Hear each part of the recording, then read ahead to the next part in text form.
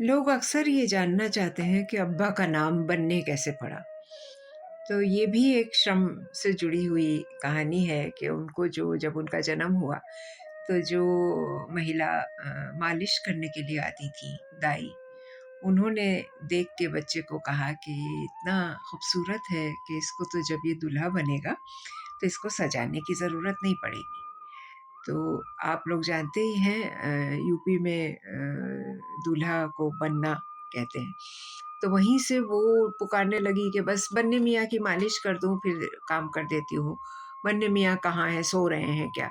तो वहाँ से उनका नाम पड़ा और अब्बा इस बात पर बहुत फ़ख्र महसूस करते थे कि उनका नाम एक सर्वहारा महिला ने, जो कि आमदनी अपनी ज़िंदगी की बहुत ऑनेस्टली, बहुत ईमानदारी से मेहनत करके कमाती थी, उसने उनका नाम दिया जो आज तक मकबूल भी है और लोग इसे पसंद भी करते हैं। दोस्तों नमस्कार। तरक्की पसंद तहरीक का कारवां श्रृंखला की छठी कड़ी में पेश है सज्जाद जहीर पर एक वार्ता। इस वार्ता को लिखा है जाने माने लेखक पत्रकार जाहिद खान ने और इस वार्ता को प्रस्तुत करेंगे विपिन तिवारी। तो पेश है वार्ता। हिंदुस्तानी समाज में सज्जाद जहीर की पहचान राइटर, जर्नलिस्ट, एडिटर और फ्रीडम फाइटर के तौर पर है। तरक्की पसंद अदबी तहरीक के वह रूहे रवां थे। उन्होंने अपनी सारी जिंदगी साहित्य और समाज में प्रगतिशील मूल्यों को स्थापित करने, आवाम को वाजिब हक दिलाने, समाजी इंसाफ की लड़ाई लड़ने में गुजार दी। वे मुल्क के लाखों पसमानदा इंसानों में ऐसा शऊर पैदा करना चाहते थे जो उन्हें सामाजिक, आर्थिक और सियासी गुलामी से निजात दिलाने में मददगार हो सके। दोस्तों में बन्ने भाई के नाम से मकबूल सज्जाद जहीर सांस्कृतिक आंदोलन के जरिए अवाम में चेतना जगाना चाहते थे। वो मानते थे कि अवाम में सांस्कृतिक सजगता और सियासी समाजी चेतना पैदा होगी तो वह खुद अपनी आज़ादी, हक और हुकूक के लिए उठ खड़ी होगी।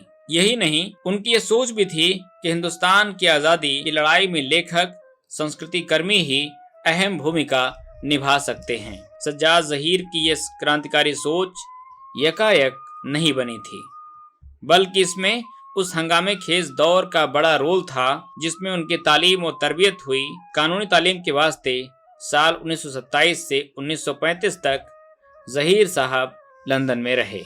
1930 से 1935 तक का दौर दुनियावी एतबार से बदलाव का जमाना था। 1933 में फ्रांसीसी साहित्यकार हेनरी बारबूस के प्रयासों से फ्रांस के लेखक कलाकारों का फासिज्म के खिलाफ एक संयुक्त मोर्चा World Conference of Writers for the Defence of Culture बना, जो आगे चलकर पॉपुलर फ्रंट यानी जनमोर्चा के तौर पर तब्दील हो गया।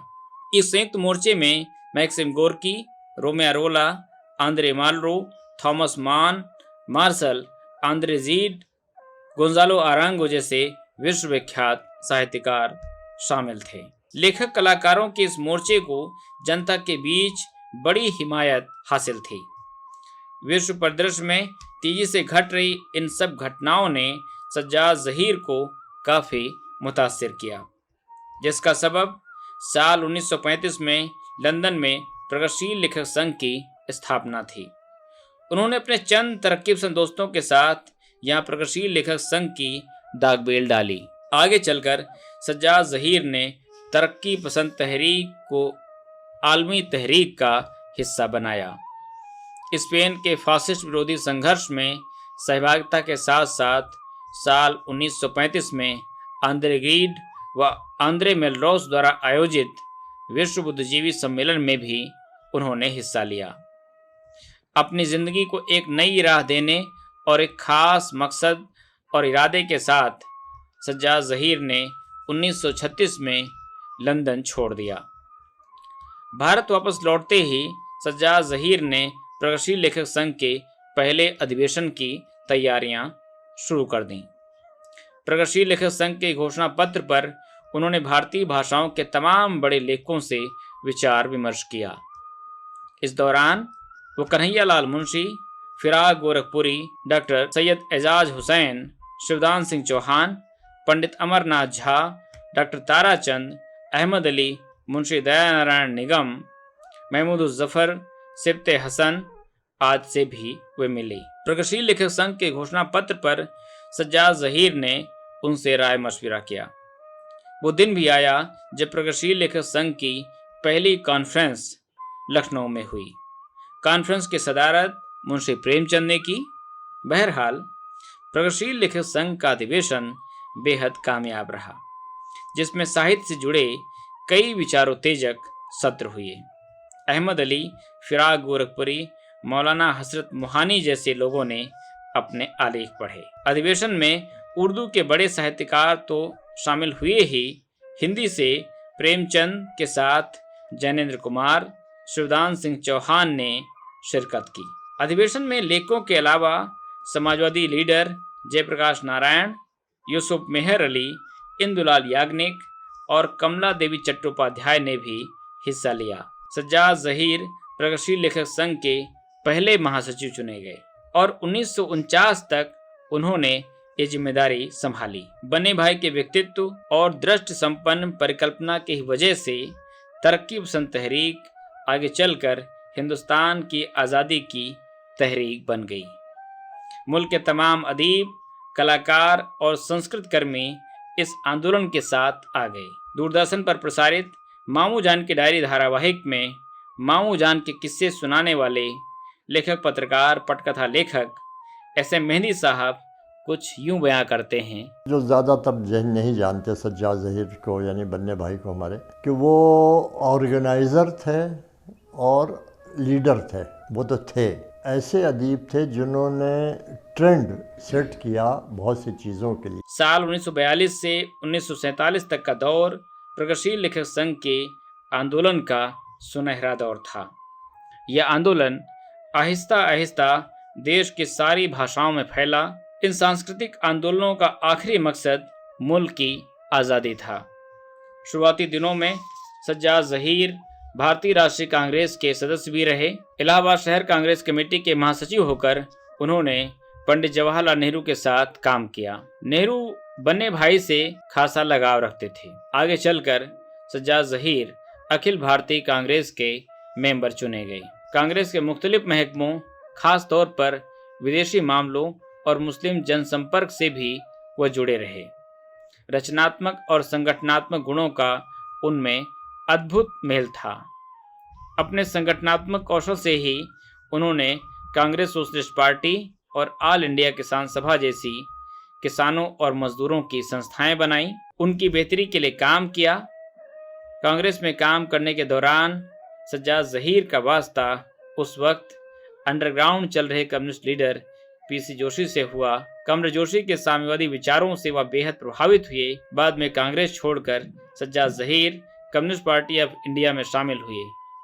उत्तर प्रदेश इकाई के सचिव भी रहे।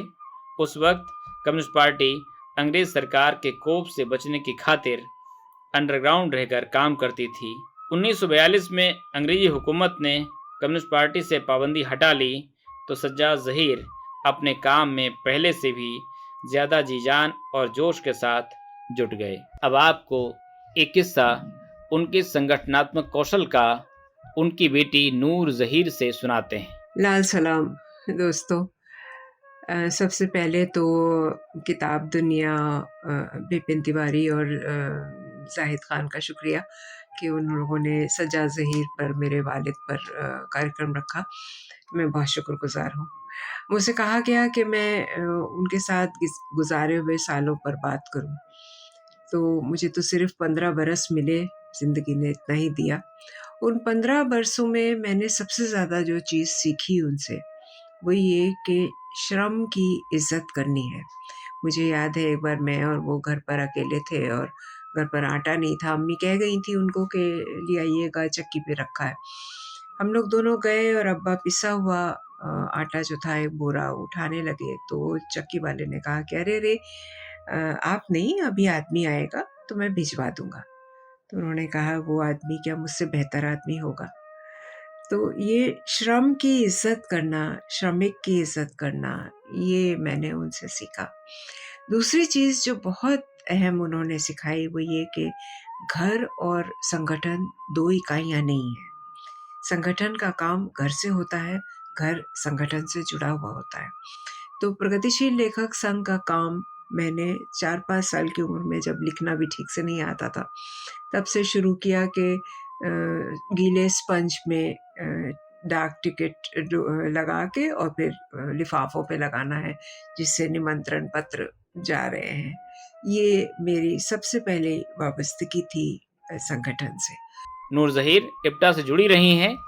वो सज्जाद साहब की सबसे छोटी बेटी हैं और उन्होंने मेरे हिस्से की रोशनाई जैसी बेहद महत्वपूर्ण किताब लिखी है। अपने राजनीतिक सांस्कृतिक आंदोलन के दौरान सज्जाद ज़हीर को अंग्रेजी हुकूमत के खिलाफ भड़काऊ लेखन व तकरीर करने के जुर्म में 3 मरतबा जेल हुई। बावजूद इसके वह अलग अलग नामों से अखबारों के लिए लगातार लिखते रहे।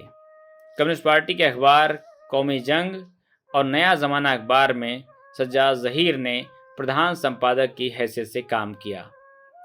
लंदन में पत्रकारिता की पढ़ाई, संपादकीय सूझबूझ और अंतर्राष्ट्रीय दृष्टि की बदौलत इन अखबारों ने जल्द ही लोगों के बीच अपनी पहचान बना ली। ये अखबार हिंदुस्तान के प्रगतिशील लेखकों की आवाज़ बन गए। अखबार संपादन का किस्सा और अखबार को बेचने का किस्सा आपको ऐसे मेहंदी साहब की आवाज़ में सुनाते हैं। यह सज्जाद ज़हीर लहीम शहीम आदमी का पर बारोब शख्सियत और सरदार जाफरी खड़े हुए नारे लगा रहे हैं, अखबार बेच रहे हैं। सब लोग हैरत से देखते थे, इसलिए भाई बहरहाल कौन लोग आ गए, ये अखबार इस तरह तो कभी बेचते सुना नहीं। इस आंदोलन में लेखकों का शामिल होना प्रगतिशीलता की पहचान हो गई। प्रगतिशील आंदोलन ने जहाँ धार्मिक अंधविश्वास, जातिवाद और हर तरह की धर्मांधता के मुखालफत की, तो वहीं साम्राज्यवादी, सामंतशाही व आंतरिक सामाजिक रूढ़ियों रूपी दुश्मनों से भी टक्कर ली। एक समय ऐसा भी आया जब उर्दू के सभी नामवर साहित्यकार प्रगतिशील लेखक संघ के बैनर तले आ गए थे। फैज़ अहमद फैज़, अली सरदार जाफरी, मजाज, कृष्णचंद्र, ख्वाजा अहमद अब्बास, कैफी आज़मी, मजरू सुल्तानपुरी, इस्मत चुगताई, साहिल लुधियानवी, मौलाना हसरत मोहानी, सिब्ते हसन, डॉक्टर रशीद जहां, जोश मलिहाबादी, फिराक गोरखपुरी, राजेंद्र सिंह बेदी, वामिक जौनपुरी और मखदूम जैसे आला नाम तरक्की पसंद तहरीक के हमनवा हमसफ़र थे। इनके कलम ने मुल्क में आज़ादी के हक में समा बना दिया। ये वो दौर था जब तरक्की पसंद लेखकों को नए दौर का रहनुमा समझा जाता था। यहाँ तक कि तरक्की पसंद तहरीक को जवाहरलाल नेहरू, सरोजनी नायडू, रविन्द्रनाथ टैगोर, अल्लामा इकबाल, खान अब्दुल गफ्फार खान, प्रेमचंद, वलथोल जैसी हस्तियों की सरपरस्ती हासिल थी। वे भी इन लेखकों के लेखन एवं काम से बेहद मुतासिर और मुतमईन थे। आज़ादी मिलने और मुल्क की तकसीम के बाद सज्जाद ज़हीर को कम्युनिस्ट पार्टी के फैसले की वजह से कुछ समय के लिए पार्टी को संगठित करने के लिहाज से पाकिस्तान जाना पड़ा। पाकिस्तान में उन्हें कम्युनिस्ट पार्टी ऑफ पाकिस्तान का महासचिव चुन लिया गया। वहां जाकर उन्होंने स्टूडेंट्स, मजदूरों और ट्रेड यूनियन के संगठन का जिम्मा संभाला, मगर पाकिस्तान में भी हालात उनके मनमाफिक नहीं थे। उस दौर की कट्टरपंथी सरकार के चलते सज्जाद ज़हीर ने वहां भी अंडरग्राउंड रहकर काम किया। कुछ अरसे बाद ही हुकूमत पाकिस्तान ने रावलपिंडी साजिश केस में उन्हें फैज़ अहमद फैज़ के साथ गिरफ्तार कर लिया। मुकदमे और सज़ा के दरमियान सज्जाद ज़हीर ने हैदराबाद, सिंध, लाहौर, मच और कोयटा के जेलों में जुल्म और सितम सहते हुए 5 साल गुजारे। अदालत में सरकारी वकील ने उन्हें सजाए मौत देने की मांग की। भारत सरकार के अभियान और सारी दुनिया के बुद्धिजीवियों, लेखकों, कलाकारों के दबाव में पाकिस्तान सरकार को आखिरकार सज्जाद ज़हीर को रिहा करना पड़ा। रिहाई के बाद सज्जाद ज़हीर हिंदुस्तान लौटे तो उन्होंने एक बार फिर प्रगतिशील लेखक संघ की गतिविधियां तेज कर दी। दुनिया में जाति, रंग, नस्लवाद, साम्राज्यवाद के खतरे अब भी बरकरार थे। साल भर के अंदर ही सज्जाद ज़हीर ने डॉक्टर मुल्क राज आनंद के साथ रूस में अफ्रो एशियाई साहित्यकारों की पहली कॉन्फ्रेंस आयोजित की, जो अफ्रो एशियाई लेखकों का ज़बरदस्त आंदोलन साबित हुआ। भारतीय लेखक और सांस्कृतिक नेता के तौर पर सज्जाद ज़हीर ने कई देशों की यात्राएं की।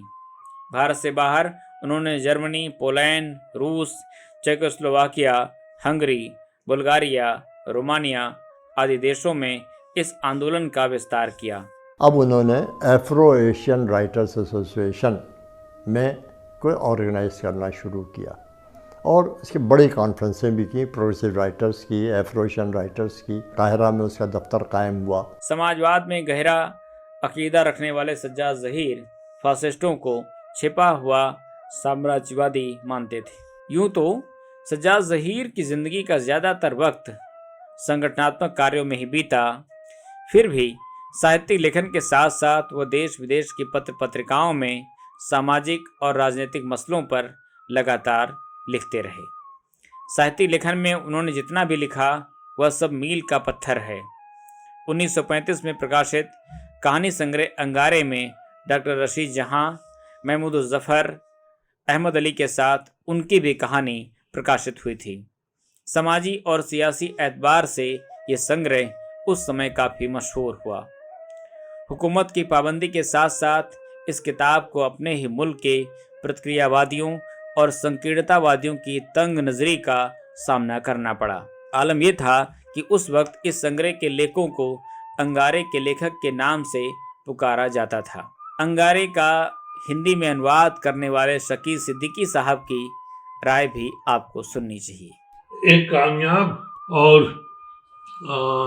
नई फिक्र के अफसाना निगार होने के नाते से उन्होंने जो तारीखी अहमियत का एक मजमुआ कहानियों का शाये किया अंगारे नाम से 1932 में, वो अंगारे ही असल में सज्जाद ज़हीर को उस ऊंचाई तक ले गई और तरक्की पसंद तहरीक के पैदा होने की और उसके बारे में लोगों के सोचने का एक मौका जैसे लोगों को मिला।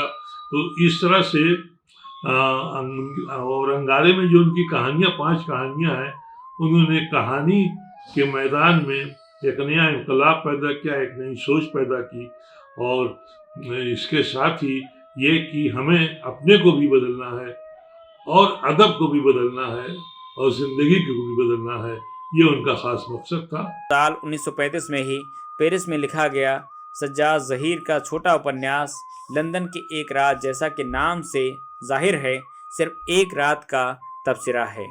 उपन्यास लिखने के पस मंजर में यदि जाएं तो सज्जाद ज़हीर ने जब ये उपन्यास लिखा तो लेखन के तजुर्बे के नाम पर उनके पास साल 1932 में कहानी संग्रह अंगारे में शाये हुए कुल जमा 3 अफसाने और एक एकांकी लंदन की एक रात लिखने के बारे में सज्जाद ज़हीर रोशनाई में लिखते हैं, भला चंद कहानियाँ और एक नाटक लिखना एक बात और लेखक बनना दूसरी बात थी। अंगारे की मकबूलियत लंदन के हिंदुस्तानियों तक पहुंच चुकी थी। मुझे इसकी तो खुशी थी कि साहित्य क्षेत्र में मेरे प्रारंभिक प्रयत्नों ने पूर्ववर्तियों की दाढ़ियाँ झुलसा दी थीं। इससे बड़ा इत्मीनान था कि अब्दुल हक ने उर्दू में इन अफसानों को अच्छा कहा था, लेकिन अपनी साहित्यिक योग्यता के बारे में मुझे किसी प्रकार का भ्रम नहीं था। इस साहित्यिक हलचल में अपनी आत्मा की निष्ठा को बचाने के लिए मैंने लंदन की एक रात शुरू किया। बहरहाल अपने दिल की आवाज़ और समाज के प्रति उनकी बेलाग निष्ठा ने लंदन की एक रात को जन्म दिया। एक लिहाज से देखें तो लंदन की एक रात में सज्जाद ज़हीर ने अपनी आने वाली ज़िंदगी का एक ऐसा ब्लूप्रिंट तैयार किया था जिसे सरंजाम उन्होंने हिंदुस्तान वापसी पर दिया। सज्जाद ज़हीर ने लंदन की एक रात में अनोखे शिल्प का इस्तेमाल करते हुए इसमें मुल्क की आज़ादी की चाह लिए परदेश में रह रहे नौजवानों के जज्बात का शानदार चित्रण किया है। वे उपन्यास में राव, एहसान, हिरेन की शक्ल में बार बार पाठकों से मुखातिब होते हैं। शैली के नज़रिए से यह देखा जाए तो सज्जाद ज़हीर ने उपन्यास में वर्जीनिया वुल्फ की शैली का अनुसरण किया है। इस उपन्यास में स्विट्ज़रलैंड की वादियों का कलात्मक ब्यौरा है, लंदन की रात की लाजवाब अक्कासी है, इंसानी जज्बात का उपन्यास में शिद्दत से इजहार और शीला ग्रीन हिरन पॉल की नाकाम पाक मोहब्बत, पाठकों के दिलो दिमाग पर माकूल असर डालती है। सज्जाद ज़हीर ने जिस कलात्मक अंदाज और शैली से उपन्यास का शिल्प खड़ा किया है, उससे कहीं से भी नहीं जान पड़ता कि ये उनका पहला ही उपन्यास है। उपन्यास की भाषा उनके कहन को और भी ज़ोरदार तरीके से पेश करती है, लेकिन कलात्मक अंदाज, भाषा शैली, शिल्प से इतर इस उपन्यास की रूह, इसका सशक्त कथ्य और सज्जाद ज़हीर की नज़र है, जिसमें कि वे आखिर तक कामयाब रहे हैं। इद रूसो वाल्तेयर दिवेरो 1789 की फ्रांसीसी क्रांति के अगुआ थे। इटली में अंतोनियो ग्राम्शी का जो मुकाम है और रूस में जारशाही के खिलाफ Pushkin, Belinsky, Turgenev, Tolstoy, Dostoevsky, Chekhov, Gorky का जो अहम योगदान है, तो वही योगदान हिंदुस्तान की आज़ादी में सज्जाद ज़हीर, तरक्की-पसंद तहरीक और उनके मुसन्निफीन का है। पिघला नीलम सज्जाद ज़हीर की नज़मों का संग्रह है, जो उन्होंने ज़िंदगी के आखिरी दौर में लिखा था। सज्जाद ज़हीर का अहम अदबी शाहकार रोशनाई है। ये किताब उन्होंने पाकिस्तान की जेलों में कैद की हालत में लिखी थी। अदबी हलकों में से प्रगतिशील लेखक संघ का प्रामाणिक इतिहास माना जाता है। ये किताब अकेले अंजुमन तरक्की-पसंद मुसन्निफ का ही दस्तावेज नहीं है, बल्कि आज़ादी की जद्दोजहद के पूरे हंगामे खेज दौर और उस वक्त के सियासी समाजी हालात का भी खाका पेश करती है। साथ ही इसमें सज्जाद ज़हीर की आलोचना की प्रतिभा भी साफ तौर पर देखी जा सकती है। इस किताब में अदब और ललित कलाओं के नुक्तों पर तो रोशनी डाली ही गई है, प्रगतिशील साहित्य की बुनियादी समस्याओं, बहसों, संवाद, कॉन्फ्रेंस उद्देश्यों को भी कलमबद्ध किया गया है। बकौल रोशनाई के हिंदी अनुवादक जानकी प्रसाद शर्मा, हम प्रगतिशीलता और जनवाद के मूल्यों में यकीन रखने वाले लोगों के लिए रोशनाई आज भी एक मिशले राह का काम करती है। रोशनाई का अनुवाद मैंने अब से 25 वर्ष पहले हिंदी में किया था। संयोग से इसका हिंदी अनुवाद का संस्करण और उर्दू मूल रोशनाई ये मेरे सामने है। आज अगर हम प्रगतिशील साहित्य आंदोलन की जो आरंभिक स्थिति है, उसकी जो बुनियाद है और उसके विकास की शुरुआती मंजिलें हैं, उनकी जानकारी प्राप्त करने के लिए अगर हमें कोई प्रामाणिक और विस्तृत जानकारी अगर चाहिए, तो एक प्रमुख स्रोत सामग्री के तौर पर रोशनाई आज हमारे काम आती है। 1936 से भी पहले यानी 1932-33 से लेकर और 1953-54 तक के जो हालात हैं, उनकी रुदात सज्जाद ज़हीर ने अपनी स्मृतियों के सहारे इसमें बयान की है। रोशनाई के लिखे जाने का भी एक ऐतिहासिक कारण रहा है कि जब उपमहाद्वीप का विभाजन हुआ तो कम्युनिस्ट पार्टी ने कॉमरेड सज्जाद ज़हीर को पाकिस्तान में काम करने के लिए भेजा। वहां जाकर उन्होंने अंजुमन तरक्की-पसंद मुसन्निफीन की स्थापना की और उसके जनरल सेक्रेटरी भी हुए। वहां जब पाकिस्तान सरकार ने उनकी सक्रियता को देखा और ऐसा लगा कि जैसे वो यहाँ कम्युनिस्ट विचारधारा का प्रचार कर रहे हैं, तो वहाँ उन्हें रावलपिंडी साजिश केस में एक फर्जी तरीके से गिरफ्तार किया गया और करीब 4-4.25 साल वो वहाँ पाकिस्तान की जेलों में बंद रहे। तो उन हालात में अपनी स्मृति के सहारे, और स्मृति सज्जाद ज़हीर साहब की इतनी तीव्र थी क्योंकि इतिहास के वे अध्येता रहे थे, तो 1951 से लेकर और 1954 के बीच में वे पाकिस्तान की अनेक जेलों में रहे। और ये अंतिम जो इसका जो अध्याय है, हर्फ आखिर, ये मच्छ बलूचिस्तान की जेल में लिखा गया, क्योंकि रोशनाई के अंत में जो तारीख डली हुई है तो वहाँ उस जेल का जो नाम है मच्छ बलूचिस्तान है।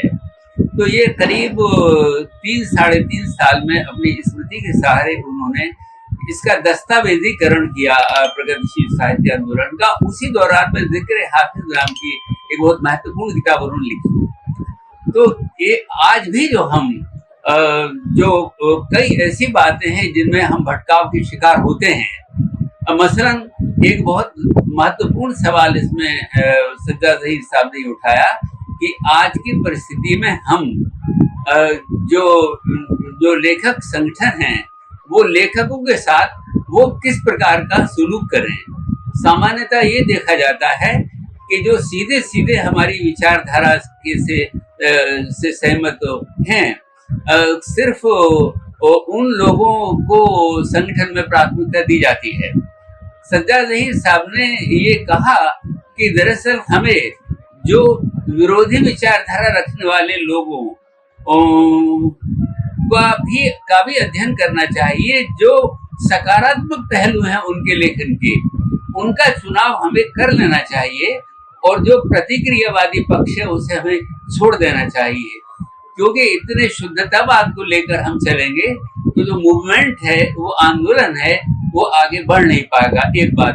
दूसरी बात यह है कि एक बहुत बड़ा भ्रम जो उस दौर के जो रुजत पसंद लोग थे, जो प्रतिक्रियावादी लोग थे, उन्होंने ये फैलाया है कि ये तो कम्युनिस्टों की चाल है यहाँ पर लोगों को बरगलाने के लिए।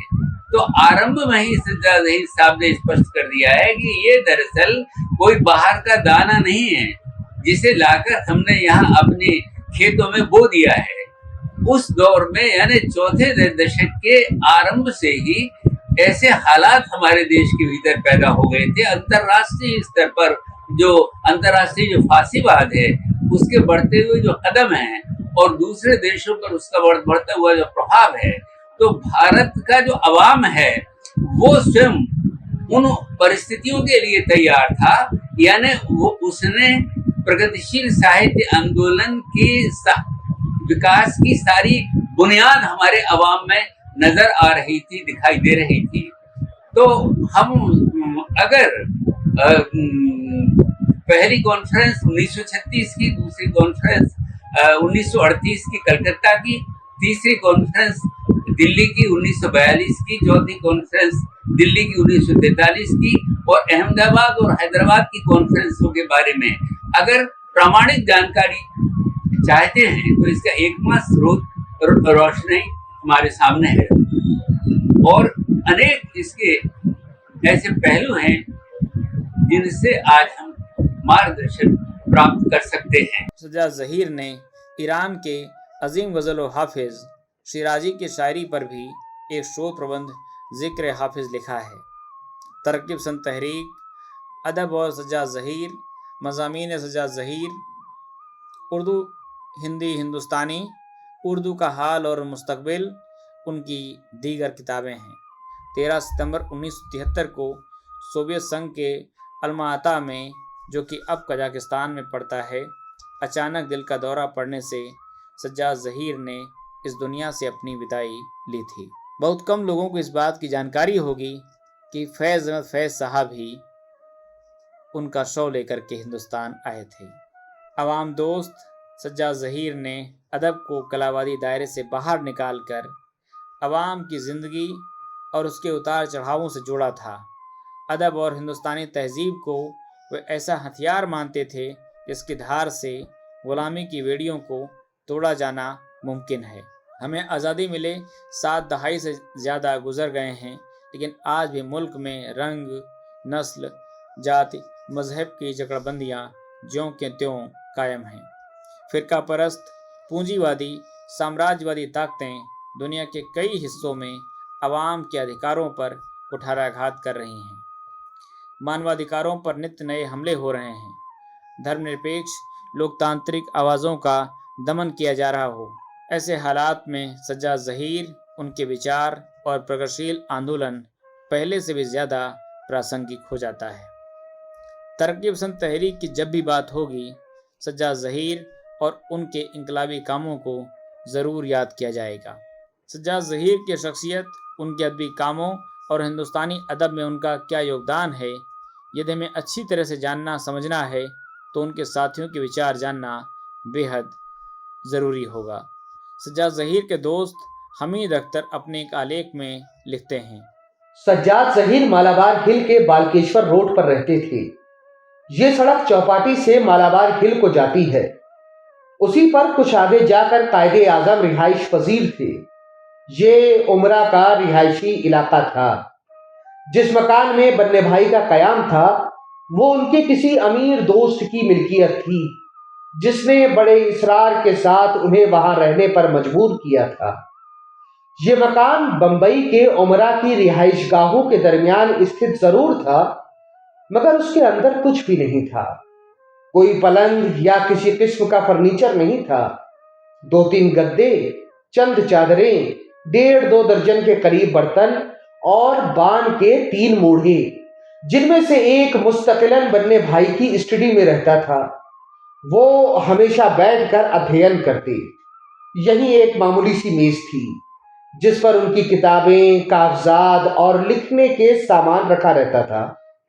दिन में वो तकरीबन 3 घंटे बैठकर अध्ययन करते। इतना ही वक्त लिखने में इस्तेमाल करते। पार्टी के दफ्तर में वो तकरीबन 4-5 घंटे गुजारते, जहां उनकी जिम्मेदारी पार्टी के हफ्तावार अखबार कौमी जंग को मुरत्तब करने तक महदूद थी। सियासी मजामीन वो बिलउमूम दफ्तरी औकात ही में लिखते। घर में अदबी मजामीन पर काम करते। वो बहुत पढ़ने वाले शख्स थे। उर्दू फारसी के क्लासिकी अदब, बिलखुसूस शुअरा का उन्होंने विस्तृत अध्ययन किया था। बज़ाहिर वो बहुत कमगो और खामोश इंसान नजर आते थे, लेकिन बातचीत के दौरान में उनके अध्ययन और अदब से उनकी वाबस्तगी का अंदाजा करने में कोई मुश्किल न होती। उर्दू और फारसी के शुअरा के काम और मुकाम के बारे में बाज़ औक़ात लोग उनके साथ घंटों बहस करते और सुनने वालों को ये फैसला करने में किसी किस्म की दुश्वारी ना होती कि उन्होंने न सिर्फ उन शुअरा का अध्ययन किया है, बल्कि वो उनकी तख्लीकात पर बहुत गौर व फिक्र भी करते हैं। वहीं मोहम्मद असदुल्लाह अपने एक आलेख सज्जाद ज़हीर असद की यादों में लिखते हैं, बन्ने भाई उन लोगों में से हैं जिनका आदमी एहतराम ही एहतराम कर सकता है। एक मकसद के लिए ज़िंदगी सुपुर्द कर देना हर शख्स के वश में नहीं होता, लेकिन सज्जाद ज़हीर ने अपनी सारी ज़िंदगी एक ठोस नज़रिए के साथ वाबस्ता रहकर उसके लिए अमली जद्दोजहद करके हर तरह की मुसीबतों का मुकाबला करके अपनी और अपने से जुड़े लोगों की ज़िंदगी की हर तरह से कुर्बानी देकर यह साबित कर दिया कि वो एक वाकई सच्चे इनकलाबी थे। सज्जाद ज़हीर के एक और जिगरी दोस्त अली सरदार जाफरी उनके बारे में कुछ यूं लिखते हैं, उनकी शख्सियत बहुत ही दिलकश थी और उनमें बड़ी नफासत थी। उन्होंने हिंदुस्तानी और मगरिबी तहजीबों के बेहतरीन हिस्से को अपने आप में समो लिया था। उनके दोस्तों का हल्का बहुत वसी था। उन्हें वो लोग भी पसंद करते थे जो उनके सियासी ख्यालात से इख्तिलाफ रखते थे। उन्होंने अपनी सारी जिंदगी रजाकाराना गरीबी में इंसानियत के मकसद के लिए वक्फ कर दी। लेनिन के अल्फाज उन पर पूरी तरह सादिक आते हैं कि इंसान की अजीम तरीन मिल्कियत है जिंदगी, और ये चूंकि उसे एक बार ही मिलती है, इसलिए उसको इस तरह जीना चाहिए कि वो किसी बुज़दिलाना और हकीर माजी की शर्मिंदगी से झुलसे नहीं। बेमकसद गुजरे सालों की याद की तकलीफ उसे ना हो।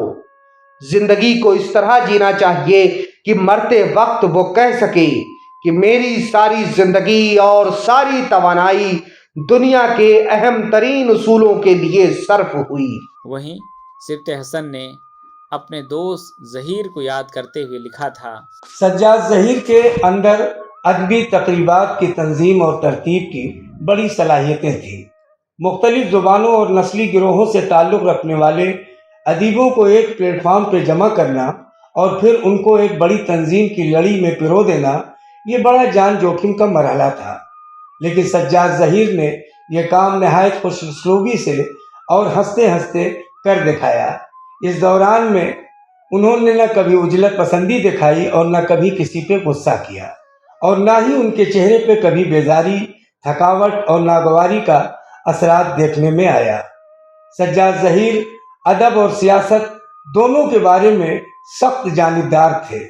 वे उम्र भर अपने मकसूद नज़र के लिए रज़्म आरा रहे और इस राह में उन्होंने बिलशुबहा बहुत बड़ी कुर्बानियाँ दी। लेकिन इस सब के बावजूद उन्होंने अपने दोस्तों और अजीज़ों पर कभी अपने नज़रियात थोपने की कोशिश नहीं की। वो बड़े रोशन दिमाग इंसान होने के साथ साथ सही मायने में साहिब ज़ौक़ और जमाल पसंद इंसान थे, इसलिए कि ज़िंदगी के हर हुस्न से उन्हें शदीद प्यार था, चाहे वो किसी रूप में क्यों ना हो। और उसी शिद्दत के साथ वो लोगों की गुर्बत, बदहाली और जहन पर पहरे बिठा देने से नफरत करते थे। वो मशरकी और मगरिबी मौसीकी के बड़े दिलदादा थे। फारसी, उर्दू और हिंदी शायरी को बेहद पसंद करते थे। वे उम्र भर इंसानों और इंसानियत की सरबुलंदी के लिए बड़े खुलूस और रचाव के साथ जद्दोजहद करते रहे। किसी मौके पर भी उन्होंने किसी भी किस्म की तलखी का शाइबा तक नहीं आने दिया। उर्दू अदब की तारीख में उनका नाम एक ऐसी जिंदगी बख्श तहरीक के बानी की हैसियत से याद रखा जाएगा जिसने इब्तिदा से अब तक आला तख्लीकी सलाहियतों वाली दो नस्लों को जन्म दिया है।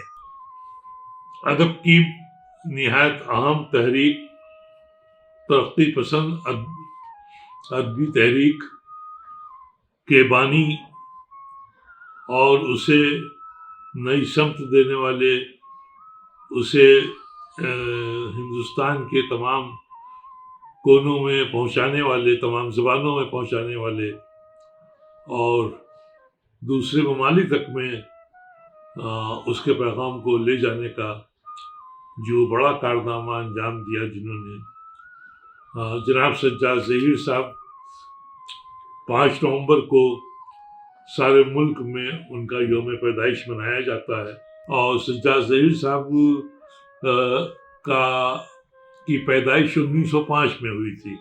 उस हवाले से हम देखें तो एक सदी उनकी पूरी हो चुकी है और सदी पे बहुत ज़बरदस्त किस्म की तक़रीबात न सिर्फ हिंदुस्तान में बल्कि दुनिया के मुख्तलिफ ममालिक में हुई और कई तरह के सोविनियर, किताबें और उनका ख़ुद का अदब जिस पे वो कम ध्यान दे पाए वो सब शाये हुआ। तो सज्जाद ज़हीर साहब का ये तो कारनामा है ही कि वो तरक्की पसंद तहरीक की बुनियाद उन्होंने रखी। और दूसरा जो बड़ा कारनामा है वो ये कि इस कोशिश में उन्होंने हिंदुस्तान की मुख्तलिफ ज़बानों को एक फोरम पे लाने की, मंच हम कहें उसको, मंच पे लाने में कामयाबी हासिल की। और इस तरह से तरक्की पसंद तहरीक किसी एक ज़बान तक महदूद नहीं रही, हालांकि उसकी कोशिश की गई, लेकिन ये कि ये मलयालम भी और कन्नड़ में भी और तेलुगु में भी, तमिल में भी, पंजाबी में भी, बांग्ला में भी और हमारे यहाँ जो और मुख्तलिफ ज़बानें हैं शुमाली हिंद की, उन तमाम ज़बानों के अदीबों को उन्होंने जोड़ा, उनमें एक मकालमा पैदा करने के इम्कानात बनाए और इस तरह से उन्होंने इत्तेहाद की एक सूरत पैदा की। क्योंकि समाजी इत्तेहाद जो है वो कल्चरल इत्तेहाद के बिना मुमकिन नहीं। हम ये सोच लें कि लोग एक हो जाएंगे और एक हो जाएंगे बिना कल्चरल इत्तेहाद और हम आहंगी के बिना, तो ये मुमकिन नहीं है। सज्जाद ज़हीर साहब ने इसको समझा और इसलिए उन्होंने ये कोशिश उनकी रही कि ये मुख्तलिफ तमाम ज़बानों के लोग एक फोरम पे आएँ, एक स्टेज पर आएँ, एक दूसरे से तबादला ख्याल करें। असल में तरक्की पसंद तहरीक का मकसद तो यही था कि और एक नई रोशन ख्याली पैदा करना, नए तरीके से लोगों को सोचने का अंदाज पैदा करना और अदब के लिखे जाने के तरीके में भी ऐसी तब्दीलियों को मुमकिन करना जिनसे अदब ज़्यादा बाअसर हो सके, ज़्यादा बामानी हो सके, ज़्यादा लोगों तक उसकी पहुंच मुमकिन हो सके।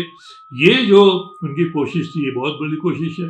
लेकिन जो बात हमें बार बार याद रखने की है और याद रखी जानी चाहिए कि लोग समझते हैं कि सज्जाद ज़हीर जो तरक्की पसंद तहरीक के बानी हुए, संस्थापक हुए या फाउंडर हुए, और उनको बहुत बड़े बड़े ओहदे मिले। यहाँ तक कि अफ्रो एशियन राइटर्स एसोसिएशन जब बनी, उसके भी सेक्रेटरी वो बनाए गए। तो ये जो उनको मकाम हासिल हुआ, ये इस वजह से हासिल नहीं हुआ क्योंकि ये बात कही जाती है कि वो बड़े बाप के बेटे थे, उनके वालिद साहब जस्टिस थे, और वो क्योंकि इंग्लैंड में पढ़े हुए थे इसलिए, या वो बहुत बड़े जमींदार घराने से उनका ताल्लुक था।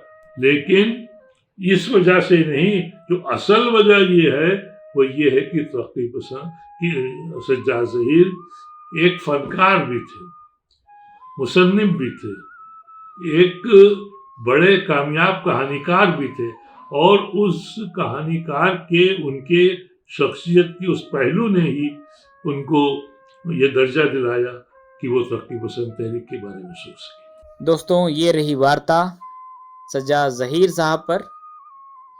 इस वार्ता को तैयार करने में, बनाने में कई लोगों की अहम भूमिका है। नूर ज़हीर आपा ने, जानकी प्रसाद शर्मा जी ने, शकील सिद्दीकी साहब ने सज्जाद ज़हीर साहब को लेकर के अपने वीडियो रिकॉर्ड कर हमें भेजे। हम उनके प्रति बेहद शुक्रगुजार हैं। इस वार्ता के कुछ हिस्सों की वॉइस ओवर फरजाना महदी और शहजाद रिजवी ने की है, वहीं बांसुरी की धुन ताहिर खान की है। हम इन सभी साथियों के शुक्रगुजार हैं। तरक्की पसंद तहरीक के कारवां में इन सभी की अहम भूमिका है। यदि आप सज्जाद ज़हीर साहब के बारे में और ज़्यादा कुछ जानना चाहते हैं तो आपको उनकी किताब रोशनाई, वही नूर ज़हीर की किताब मेरे हिस्से की रोशनाई के साथ आपको जाहिद खान की किताबें तरक्की पसंद तहरीक की रहगुजर, तरक्की पसंद तहरीक के हमसफ़र और रुदाद अंजुमन ज़रूर पढ़नी चाहिए। और हमें अपनी राय ज़रूर लिखिएगा जिससे हम और इसे बेहतर बना सकें। आप हमारे साथ बने रहे, इसके लिए आप सभी का शुक्रिया।